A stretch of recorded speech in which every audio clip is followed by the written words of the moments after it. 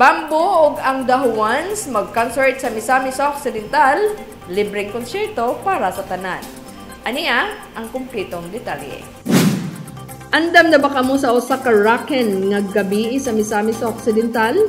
Ang Pinoy rock icon nga si Bamboo ug ang pop band nga maayo sa mga hugot nga kanta, The Juans, gikatag na nga mag-concert sa probinsya karong Nobyembre 6 didto sa Mopac Ground, Oroqueta City sa gabi.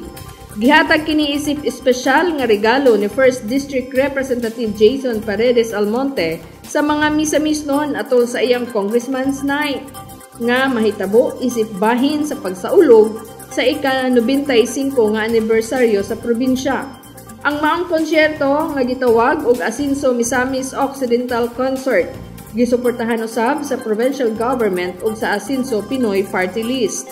Kini maoy naasoy nga konsyerto, libre kining naasoy nga konsyerto, libreng ticket para sa mga misamisnon. Ang tanang taga Misamis Occidental makakuha sa libreng ticket ngadto sa ilang tagsa-tagsa niini ka LGU sugod Nobyembre 1 hangtod sa 2. Apan para sa mga dili taga Misamis Occidental, para makatan-aw ni ining libreng konsyerto, adunay proseso. Una, mo register lamang diri nga link kanang ana sa ubos sa screen inyong makita. Aron ma-verify sa admission team ang imong informasyon.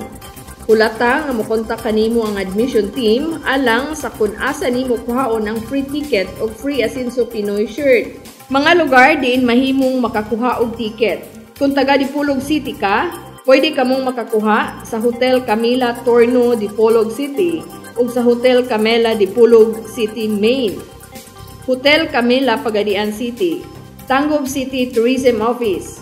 Para sa mga pangutana alang sa uban pang detalye, i-message or follow sa mga post sa musunod nga mga Facebook pages: Jason Paredes Almonte, Permanente, The Agenda, Asinso Misamis Occidental, Asinso Pinoy.